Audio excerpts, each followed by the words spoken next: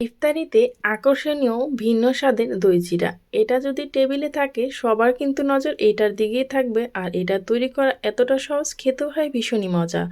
সারাদিন রোজা রেখে এরকম একটা ঠান্ডা ঠান্ডা দই চিড়া থাকলে কিন্তু সবাই সব কিছু ছেড়ে এটাই খাবে। এই দই চিড়াটা সারাদিনের ক্লান্তি দূর করবে এবং রোজা রাখার যে ঘাটতি হয় শরীরে সেটাও কিন্তু পরিপূর্ণ হয়ে যাবে। দই চিড়াটা তৈরি করার জন্য প্রথমে আমি কিছু চিড়া নিয়ে নিলাম। আমি আমার পরিমাণ মতো, আপনারা কিন্তু পরিমাণটা বাড়িয়ে কিংবা কমিয়ে নিতে পারেন। এখানে যেই দই চিড়াটা তৈরি করব সেটা 4 জনের পরিমাণ খেতে পারবে। এখন আমি চিড়াটাকে ভালোভাবে ধুয়ে পরিষ্কার করে নিয়েছি। আর দই চিড়া তৈরি করার 5 মিনিট আগে ধুয়ে রেস্টে রেখে দেবেন, তাহলে কিন্তু এটা ফুলে নরম হয়ে যাবে আর ঝুরঝুরেও হবে।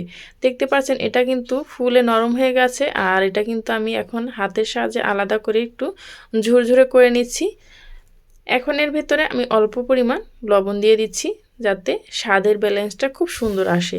এখন এখানে 2 চামচ চিনি দিয়ে ভালোভাবে আমি মিক্স করে নিচ্ছি।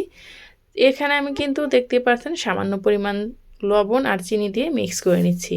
আর দই চিড়িটা আমি ভিন্নভাবে ভিন্ন স্বাদে তৈরি করব, সেজন্য এখানে কিছু ফল নিয়েছি, কলা, আঙুর ফল, আপেল, আনার, সাথে নিয়েছি আমি দই।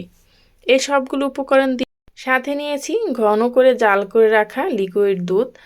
আর এই ফল, চিড়া সব কিছু কিন্তু শরীরের জন্য খুবই খুবই হেলদি এবং স্বাস্থ্যসম্মত। সারাদিন রোজা রাখার পর এরকম খাবার কিন্তু আমাদের শরীরের জন্য খুবই প্রয়োজনীয় এবং দরকার।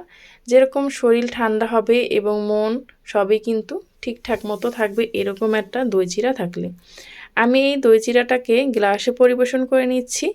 আপনারা কিন্তু বাসায় মেহমান অথবা অতিথি থাকলে এভাবে ডেকোরেশন করে নিতে পারেন। দেখতে যেমন আকর্ষণীয় লাগবে, খেতেও কিন্তু দুর্দান্ত হবে।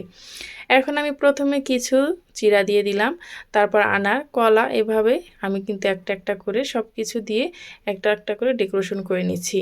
আপনার আপনার পছন্দ মতো যে কোনো কিন্তু ফল এখানে ব্যবহার করতে পারেন। এখন আমি সবগুলো ফল দিয়ে এখন এখানে আমি দিয়ে দেব দই। দইটা কিন্তু আপনাদের পরিমাণ মতো দিতে পারেন, কমিয়ে কিংবা বাড়িয়ে। যেহেতু আমি এখানে গ্লাসে পরিবেশন করছি সেই জন্য কিন্তু অল্পতেই হয়ে গেছে। আপনারা চাইলে কিন্তু এটা সব একসাথে মিক্স করে নিতে পারেন।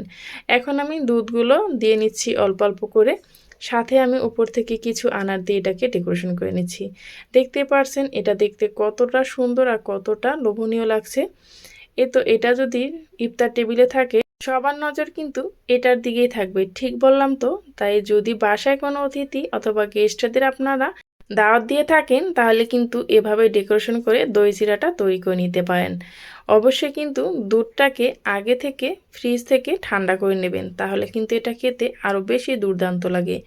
আমার এই নতুন দই চিড়াটা যদি আপনাদের কাছে ভালো লেগে থাকে তাহলে প্লিজ চ্যানেলটি সাবস্ক্রাইব করে পাশে থাকা বেল আইকনটা ক্লিক করে রাখবেন। যারা ফেসবুক পেজ থেকে দেখছেন চাইলে পেজটি ফলো দিয়ে সাথেই থাকতে পারেন।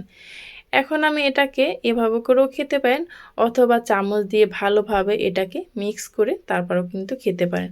তবে চামচ দিয়ে ভালোভাবে মিক্স করে খেলে এটা আমার কাছে বেশি ভালো লাগে।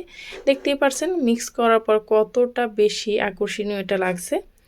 পরবর্তী ভিডিও নিয়ে আসা পর্যন্ত সবাই ভালো থাকবেন, সুস্থ থাকবেন। আল্লাহ হাফেজ।